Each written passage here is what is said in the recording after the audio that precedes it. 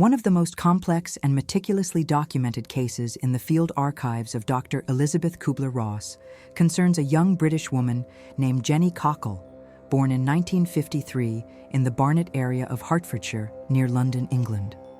The case came to her attention through an international network of medical and psychiatric correspondence she maintained since her working years at the University Hospital of Zurich. There, she had begun to develop her systematic interest in altered states of consciousness. A fellow British doctor, who had followed the evolution of the case for years, sent the doctor extensive documentation that included detailed interviews, medical records, and statements from several witnesses. What made this case particularly fascinating wasn't just the experience itself, but the verifiable nature of the memories that surfaced after the physical trauma, all meticulously recorded by this correspondent, which allowed the doctor to perform a remote analysis of the case. Young Jenny was 12 years old when the accident occurred that would profoundly change the course of her life. It was the year 1965, an ordinary afternoon on a side road in Hertfordshire. The girl was riding her bicycle when she was hit by a motorized vehicle. The impact threw her to the ground, and witnesses reported that she remained motionless for several minutes. According to the medical records that the correspondent was able to obtain for the doctor, there was no prolonged loss of consciousness, but a brief period of unconsciousness estimated at 3 to 5 minutes. When the paramedics arrived, they found the girl awake, disoriented, but without serious fractures or visible hemorrhaging. The basic neurological examination available at the local hospital at the time found no obvious intracranial injuries. The child was kept for 24 hours for observation and then discharged with instructions to rest. What the attending doctors couldn't record, because there was no protocol for it, was what Jenny began to experience in the weeks and months following the accident. Years later, when she received the detailed documentation from her British correspondent, Dr. Kübler-Ross carefully analyzed the interview transcripts where the patient described the onset of the experiences with disturbing precision. Jenny reported that about 2 weeks after the accident, she began to have extremely vivid and recurring dreams. They weren't ordinary dreams, she stressed, but experiences that had the quality of memories, as if she were reliving events that had actually taken place. In the dreams, she wasn't Jenny Cockle, the girl from Hertfordshire. She was an adult woman, around 35 years old, who lived in a humble wooden house in a landscape that she would later describe as unmistakably Irish. The doctor recorded in her notes, based on the transcripts she received, the first description Jenny gave of these dreamlike memories. The woman in the dreams was named Mary. She had dark hair tied back in a simple knot, wore a stained and worn apron, and her hands were rough, marked by relentless housework. Mary lived in a small, 2-room thatched roof house located near a bay where the wind constantly blew, bringing the smell of salt and seaweed. There were always children around her, Jenny recounted, many children. The woman was constantly busy, cooking on a cast-iron stove that needed to be fueled with peat, washing clothes in a metal basin, mending garments in the faint light of oil lamps. Jenny described the interior of the house with details that Dr. Kübler-Ross found remarkable for a British middle-class child of the 60s. There was a specific smell, Jenny said, of peat smoke, mixed with baking bread and damp clothes drying by the fire. The walls were made of bare wood. There were only 2 beds for all the house's inhabitants, and the floor was made of irregular planks that creaked at night. But what most disturbed Jenny, and what the doctor underlined several times in her analytical notes of the received material, was the feeling of anxiety that permeated these memories. Mary was constantly worried, Jenny reported, with an anxiety that seemed physical, constricting her chest and causing a feeling of suffocation. The worry revolved compulsively around the children. How many children were there? Jenny couldn't count them exactly in the first years after the accident, but she knew there were many, perhaps 7 or 8, and Mary was sick. Jenny described a progressive weakness, an increasing shortness of breath, chest pains that worsened when she tried to do the housework. There was also bleeding, Jenny reported with obvious discomfort, as documented in the interviews: bleeding after the births that never completely stopped, a slow and constant hemorrhage that made Mary increasingly pale and exhausted. Dr. Kübler-Ross applied her rigorous scientific skepticism when analyzing these detailed descriptions in the documents she received from her correspondent. In letters exchanged with her British colleague, she suggested extensive inquiries about the possible origin of these images. Had Jenny seen films about Ireland? Had she read books about the country? Did she have Irish relatives who might have told stories? According to the received documentation, the answer was consistently negative. Jenny's family had no connections to Ireland. She had no particular interest in the country before the accident, and in the 60s, the access of a British middle-class child to detailed information about early 20th century rural Irish life was extremely limited. British television at the time didn't broadcast detailed documentaries about living conditions in impoverished Irish villages of the first decades of the century. The doctor then considered the available neurological explanations. The head trauma, even without an injury detectable by the diagnostic methods of the time, could have caused a brief cerebral anoxia, a temporary lack of oxygen that sometimes triggered altered states of consciousness. The temporal lobe, which is particularly sensitive to oxygen deprivation, was known to generate vivid experiences when stimulated or injured. Patients with temporal lobe epilepsy often reported intense feelings of déjà vu, inexplicable feelings of familiarity with places never visited, and even extremely convincing false memories. The doctor noted this possibility in her records, but also her reservations. Jenny's memories didn't have the fragmentary and bizarre quality typical of temporal lobe hallucinations. They formed a coherent narrative with temporal continuity, consistent characters, and an internal logic that was maintained over years of recollection. There was also the possibility of cryptomnesia, a phenomenon well known to the doctor from her psychiatric studies. True memories that a person had unconsciously acquired through overheard conversations, casually flipped through books, or briefly glimpsed images could reappear years later as if they were their own memories. The brain could construct elaborate narratives from fragments of information absorbed unconsciously. But as the doctor investigated deeper, this explanation also ran into obstacles. Jenny didn't just describe general scenes of rural Irish life, but specific details that would have been extremely difficult to acquire through casual exposure. She spoke of the exact arrangement of the furniture in the house, the location of scars on Mary's body, the individual personalities of each child, the names Mary would murmur as she put the children to bed. And there was something even more disturbing in Jenny's memories, something Dr. Kübler-Ross recorded with particular interest in her field notes. Jenny didn't just remember Mary's life, she remembered Mary's death. The memories always culminated at the same point, a moment of absolute terror and inconsolable despair. Mary was lying in a bed, the same iron bed Jenny described in so many other moments of the memories. She was weak, so weak she could barely move her arms. There was pain, a stabbing pain in her abdomen that radiated to her back. There was fever. Jenny described the burning sensation on her skin, the sweat that soaked the pillow. And there was the bleeding, constant, uncontrollable. Mary knew she was dying, but what terrified her wasn't death itself. What terrified her was the fate of the children. Who would take care of them?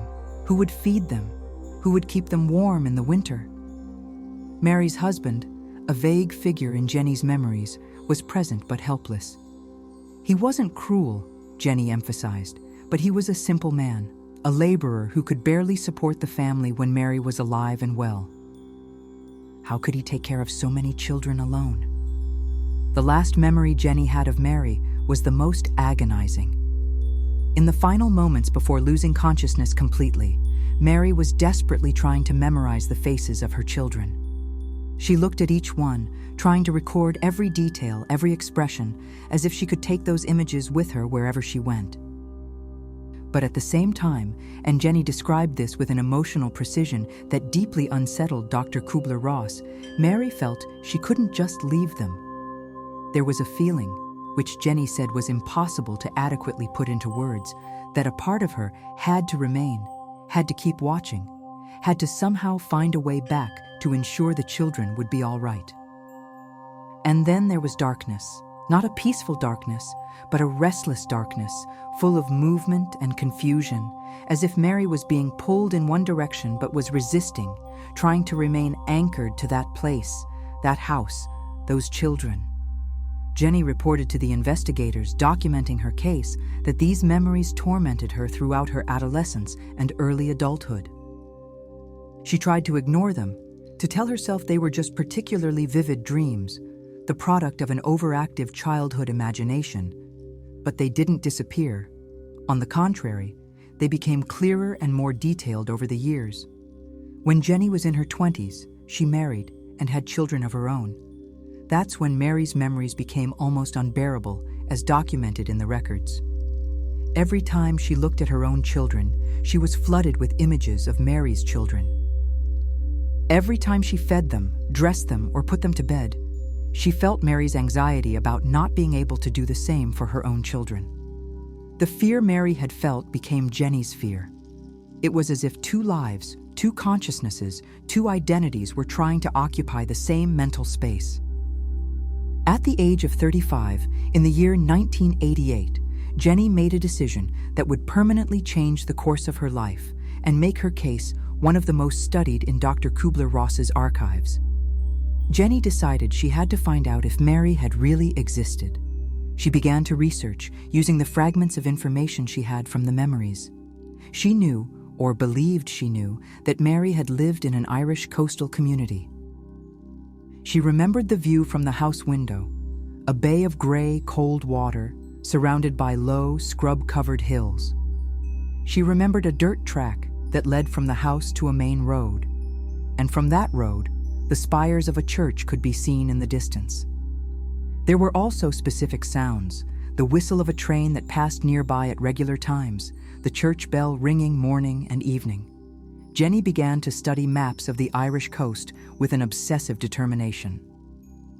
She visited public libraries in Hertfordshire and London, looking for old photographs of Irish villages, records of coastal communities, any information that could help her identify the location she saw in her memories.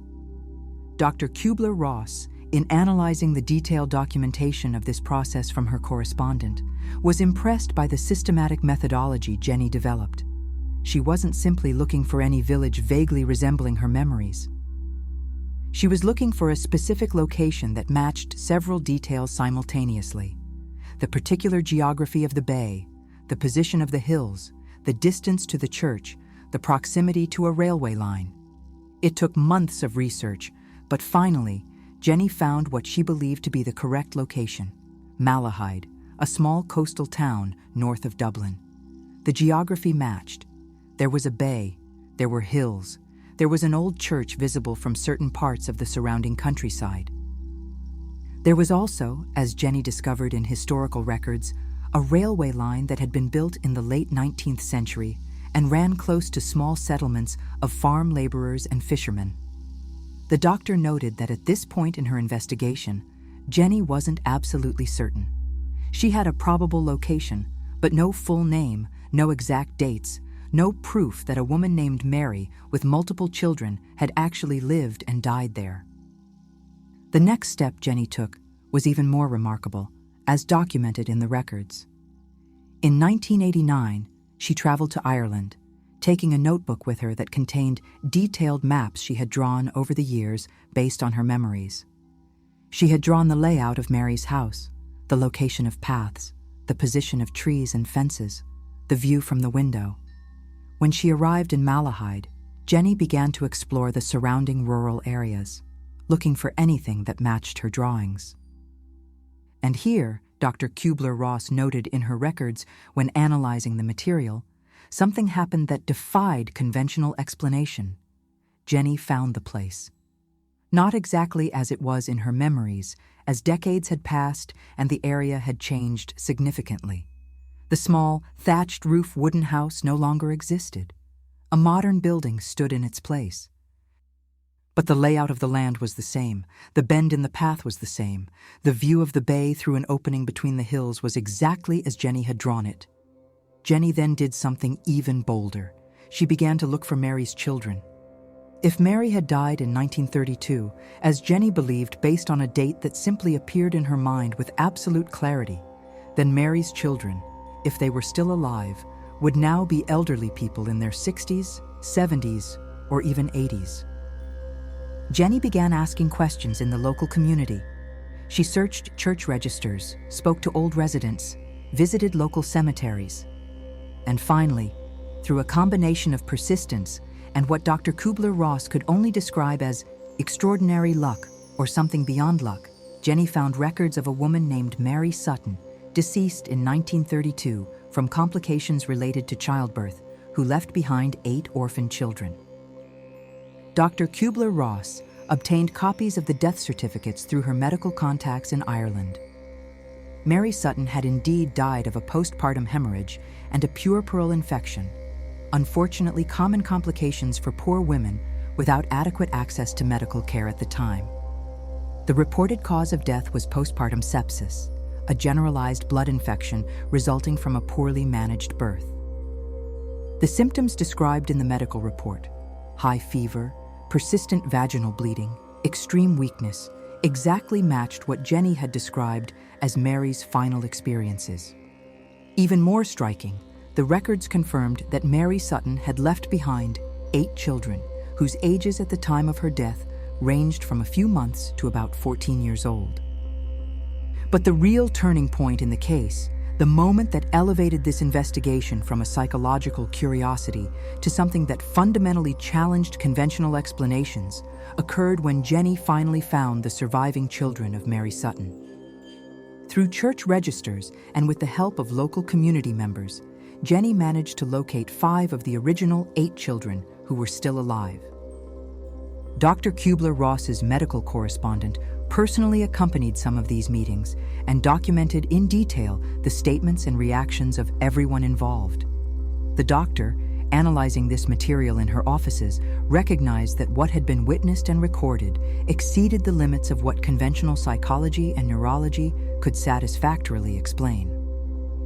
The first meeting took place at the home of Sonny Sutton, Mary's oldest son, who was now 74 years old. According to the detailed records the doctor received, the investigator was present with Jenny when Sonny opened the door. Jenny had not informed him in advance of the specific details of her memories, to avoid any possibility of inadvertently suggesting information. Sonny, an elderly man with a stooped posture and gnarled hands marked by decades of manual labor, looked at Jenny with a mixture of curiosity and skepticism. But as Jenny began to speak, Sonny's expression changed dramatically, as documented by the observer. Jenny described the house Sonny grew up in, not as it was now, but as it was in the 20s and 30s. She described the location of the bed where all the children slept, huddled together for warmth. She described the iron stove Mary cooked on, the specific way Mary used to cut the bread, always in thick slices because there was never enough, and she wanted each slice to look more substantial. She described the song Mary sang to lull the children to sleep, an old Irish lullaby about a sailor lost at sea. Dr. Kübler-Ross carefully analyzed the documented account of Sonny's reaction as Jenny spoke. Tears began to stream down the old man's wrinkled face. He confirmed every detail. The song was correct, not just the melody, but the specific words his mother used, including a verse she had changed herself. The way of cutting the bread was correct. He could still see his mother's hands holding the knife and making the exact motion Jenny described. And then Jenny did something that completely unsettled Sonny. She described a scar he had on his left knee, the result of a fall he had suffered when he was about 6 years old. She described how Mary had treated the wound, washing it with boiled water, applying a poultice of herbs she gathered herself in the fields, and wrapping the knee with strips of cloth torn from one of her own skirts because there was no money to buy proper bandages. Sonny confirmed everything, including details he himself had almost forgotten.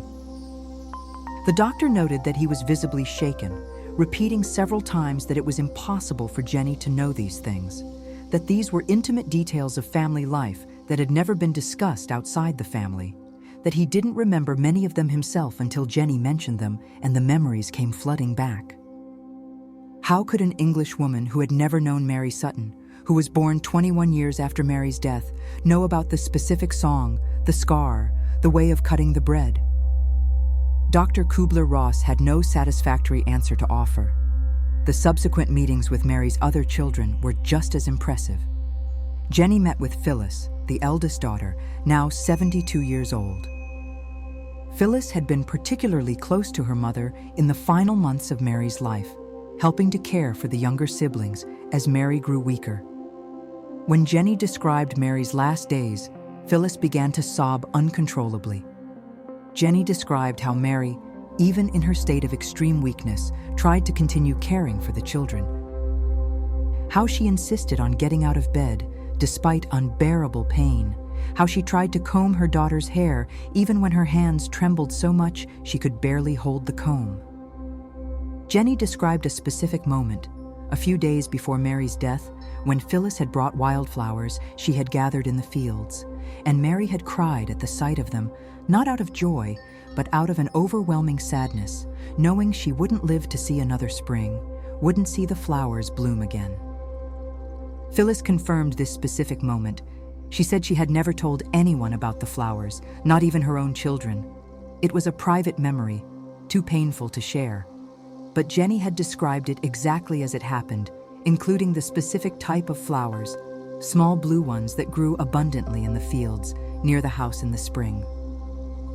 Dr. Kübler-Ross interviewed Phyllis extensively after this meeting.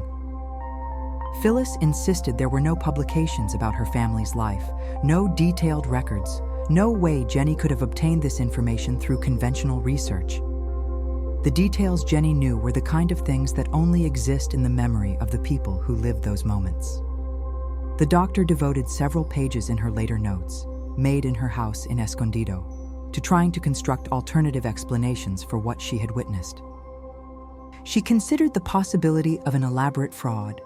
Perhaps Jenny had somehow secretly interviewed Mary's children before the official meeting and obtained information that she then pretended to spontaneously recall. But the doctor had followed Jenny's investigation from the beginning, meticulously documenting every step of the search. There was no evidence of prior contact. Furthermore, some of the details Jenny described were things Mary's children themselves had forgotten until she mentioned them, memories so deeply buried that they only resurfaced when prompted by Jenny's descriptions. How could she have obtained information that not even the participants in the events consciously remembered?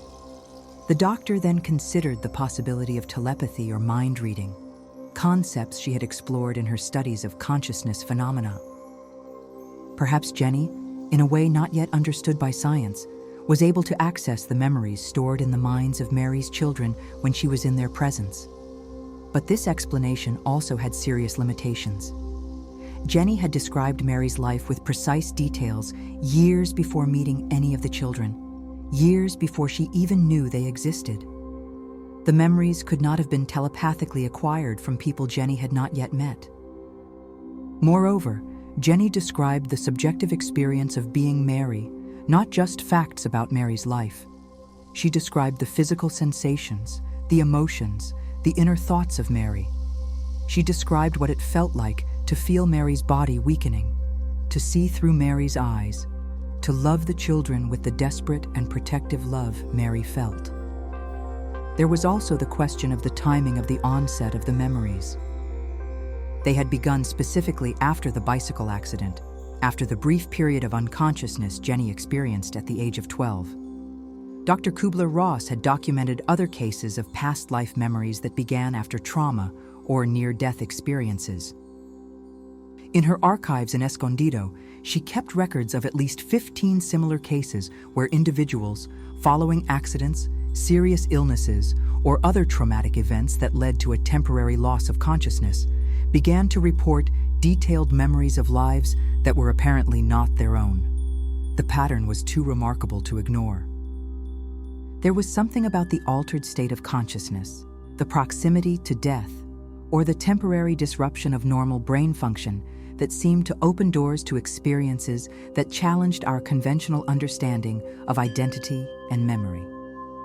The doctor recalled her years of research at the University Hospital of Zurich, where she had begun to develop her interest in near-death states of consciousness. She had observed patients who, after being resuscitated from cardiac arrest, reported experiences of leaving the body, observing the resuscitation efforts from an external viewpoint, accessing information they could not have known given their state of unconsciousness. At the time, she had been cautious, hesitant to take these accounts at face value, but case after case, the evidence accumulated. Patients described specific conversations that took place in the operating room while they were clinically dead. They described objects placed on high shelves, invisible from their beds. They knew things they couldn't have known. The case of Jenny Cockle seemed to belong to a related but distinct category. Jenny did not have a near-death experience in the traditional sense. She did not report leaving her body, seeing a tunnel of light, or meeting deceased relatives. What she experienced was different. It was as if, during those brief minutes of unconsciousness, a barrier in her mind had been breached or weakened, allowing memories of another life, another consciousness, to infiltrate her own identity. And these memories were not vague or symbolic. They were precise and verifiable. The doctor spent months analyzing the implications of the Jenny Cockle case. If the memories were genuine, if Jenny had somehow actually accessed the lived experiences of Mary Sutton, then the implications for our understanding of consciousness and identity were profound and unsettling. It would mean that consciousness, or at least one aspect of it, isn't entirely annihilated by death. It would mean that memories, experiences, perhaps even the essence of a person, could somehow persist beyond the decay of the physical brain. And even more disturbingly, it would mean that these memories could, under certain circumstances, manifest in other people, in other brains, in other lives. The doctor found fascinating parallels in ancient texts she had studied throughout her career. There were old traditions that spoke of the continuity of the soul through multiple existences, of the possibility of a consciousness returning to finish uncompleted tasks, to resolve unresolved issues. These texts described how souls that were particularly attached to earthly concerns, especially those related to children or vulnerable dependents, might struggle to fully depart, and could somehow remain connected to the physical world, observing events and trying to influence them even after the death of the body. What made Jenny's case particularly relevant to these ancient traditions was the specific nature of Mary's anxiety. It wasn't simply the fear of death, but the overwhelming concern for the fate of her children. Mary had died with an unfinished task, an unfulfilled duty. She had left 8 vulnerable children without adequate protection. According to these ancient traditions, a death like this, marked by deep maternal anxiety and unresolved responsibility, would create a particularly powerful force that could bind the consciousness to the earthly plane. The soul would not be free to follow its natural course because it would be trapped by bonds of love and unfulfilled duty. There were also descriptions in ancient texts of how such troubled souls might eventually return, not necessarily consciously or intentionally, but drawn back by a force those texts described as a kind of spiritual gravity. And crucially, these traditions suggested that the return would often be through a moment of rupture, a point where the normal barriers of consciousness were temporarily dissolved. Physical trauma, loss of consciousness, proximity to death, all of these were described as potential moments where such transfers of memory or consciousness could occur. Dr. Kübler-Ross recognized that she was entering speculative territory, far beyond what conventional science could accept or verify. But she also recognized that conventional science had no adequate explanation for what she had witnessed. Jenny Cockle was not a fraud. Mary Sutton's children were not involved in an elaborate conspiracy. The memories were real, the details were verifiable, and there was no satisfactory materialistic explanation for how a 12-year-old English girl could acquire intimate and precise memories of the life of a poor Irish woman who had died 21 years before Jenny was born. In her final reflections on the case, recorded in her personal journal in 1991, the doctor wrote that Jenny Cockle represented more than just a fascinating case of anomalous memory. She represented a potential window into understanding the fundamental nature of consciousness. If we accepted, even provisionally, that Jenny's memories were indeed Mary Sutton's memories, then we would have to radically rethink our understanding of who and what we are. Identity would not be simply the product of an individual brain, but something more fluid, more permeable, capable of transcending the limits of the individual body and even the limits of death. The doctor also noted something deeply significant about the effect that resolving the case had on Jenny.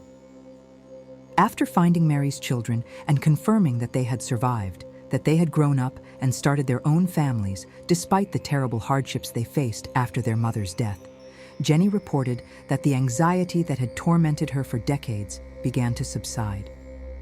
The memories didn't disappear, but the emotional charge associated with them became less crushing. It was as if Mary's task had somehow been fulfilled. Through Jenny, she had verified the well-being of her children. The maternal concern that had held her, that had prevented her from passing in peace, had finally been satisfied. For Dr. Kübler-Ross, this aspect of the case was perhaps the most revealing. It suggested that these experiences weren't simply passive phenomena, not just residual memories floating aimlessly in the cosmos. There was an intentionality, a purpose, a deep emotional need driving the manifestation of these memories. Mary needed to know her children were all right. And somehow, through mechanisms that completely challenge our current understanding, she had found a way to obtain that confirmation. The doctor concluded her extensive study of the Jenny Cockle case in 1992, integrating it into a lecture she delivered at the University of Basel in Switzerland, her home country, to an audience of doctors, psychiatrists, and consciousness researchers. She presented the case not as definitive proof of reincarnation or survival after death, but as evidence that our understanding of consciousness was profoundly inadequate. She argued that cases like Jenny Cockle's demanded that the scientific community develop new paradigms, new methodologies, new ways of thinking about the relationship between mind, brain, and identity. She also emphasized that healthy skepticism didn't mean the automatic rejection of phenomena that didn't fit into existing models. It meant rigorous investigation, meticulous documentation, critical analysis of evidence.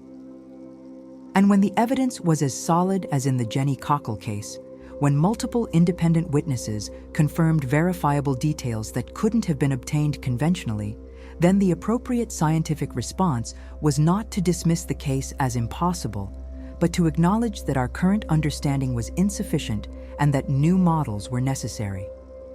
The case remained in her archives as one of the best documented and most challenging of her long research career. Decades later, as other researchers revisited her records, they found in it not only a meticulous documentation of extraordinary events, but also a model for how to approach anomalous phenomena with scientific seriousness without sacrificing critical rigor. The doctor had shown that it was possible to be simultaneously open to extraordinary possibilities and relentlessly strict in the evaluation of evidence. For Jenny Cockle, the encounter with Mary Sutton's children brought not only a confirmation of her experiences, but also a form of healing. She had carried Mary's anxiety for over 2 decades, an anxiety that wasn't hers, but was inextricably woven into her own identity. By establishing that Mary's children had survived, that the story had not ended in complete tragedy despite their mother's premature death, Jenny could finally begin to separate her own identity from Mary's memories. She remained connected to those memories, but was no longer dominated by them. Dr. Kübler-Ross reflected in her final notes on the case about the continuing mystery. Had Jenny Cockle truly accessed the genuine memories of Mary Sutton? The evidence strongly suggested it, but the doctor, faithful to her commitment to scientific doubt, acknowledged that she couldn't absolutely prove it. What she could state with certainty was that something extraordinary had occurred, something that defied conventional explanation, something that suggested the relationship between consciousness, memory, and identity was far more complex and mysterious than contemporary science was willing to admit. And she believed that cases like this, investigated with rigor and without prejudice, could eventually lead to a revolution in our understanding of the fundamental nature of the human mind, and perhaps even the nature of reality itself. The case of Jenny Cockle remains a testament to the courage required to explore the boundaries of human knowledge, to ask the questions that challenge our most basic certainties about who we are and what happens when we leave this world. Dr. Elizabeth Kübler-Ross dedicated her life to asking these difficult questions, to documenting experiences that others preferred to ignore, constantly maintaining a delicate balance between strict skepticism and genuine openness to the extraordinary. Her legacy lies not in providing definitive answers, but in showing that the questions themselves deserve to be asked with seriousness, compassion, and scientific method. If you've come this far with us on this journey, if you've allowed yourself to ponder these deep questions about consciousness, memory, and the possibility that our existence doesn't simply end when the heart stops beating, then you're part of a growing community of people seeking knowledge beyond conventional limits.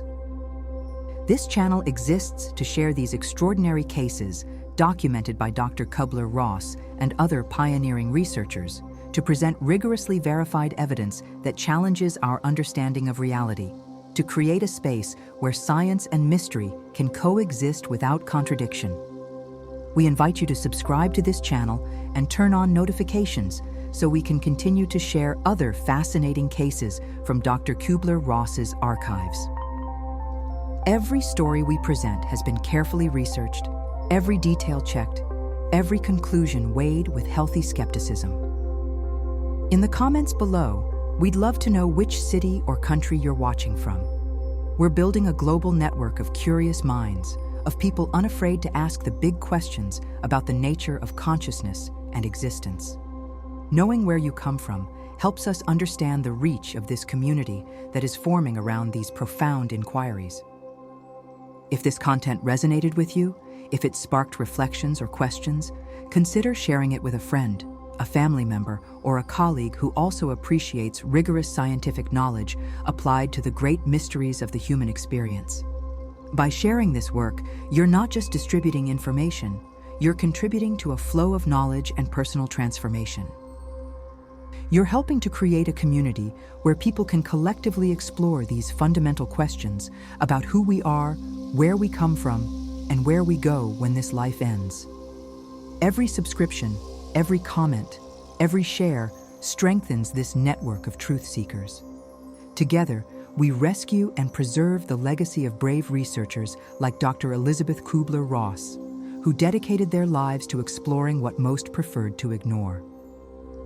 Together, we keep the flame of scientific curiosity alive, applied to the most extraordinary phenomena of human consciousness. Together, we build bridges between science and experience, between skepticism and openness, between what we know and the vast ocean of what we still don't understand. Thank you for dedicating your time to this investigative journey with us. We hope to see you again soon when we present another extraordinary case from Dr. Kübler-Ross's archives. Until then, keep your mind open, your skepticism sharp, and your curiosity ever awake. The universe is far more mysterious and wonderful than we can imagine, and every case we explore brings us one step closer to understanding the true nature of human consciousness and the extraordinary mystery of being alive.